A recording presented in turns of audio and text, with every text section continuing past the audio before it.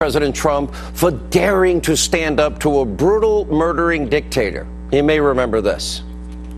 He wasn't a president, he was a preacher up there, given his dark world view. It's really frightening to hear an American president talk about obliterating any other country. The rhetoric was irresponsible. It was put many world leaders on edge, and frankly, it was contradictory in many, many places. I'd call it a simplistic axis of evil speech on steroids. I mean, you've had a lot hold on, one more time. Simplistic axis of evil on steroids. Does this go down in the history of weird UN speeches? It is certainly an unusual speech, a weird speech, Rocket Man, insulting Kim Jong-un.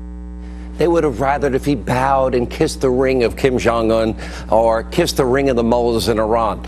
Look, the reason the media did this is because they prefer the policies of Barack Obama and Bill Clinton. Those are policies of appeasement.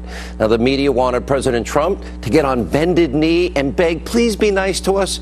But of course, President Trump, he didn't do that. He didn't cave. He didn't bow to the liberal pressure. And he stood firm as they attacked him until, in fact, Kim Jong-un started backing down. And that appears to now be happening. And of course, the Destroy Trump media, they have been embarrassingly wrong about the entire situation. Just last month, they were mocking Vice President Mike Pence for not acknowledging Kim Jong-un's sister at the Olympics. Here's how the left, the liberals, reacted and what they said back then.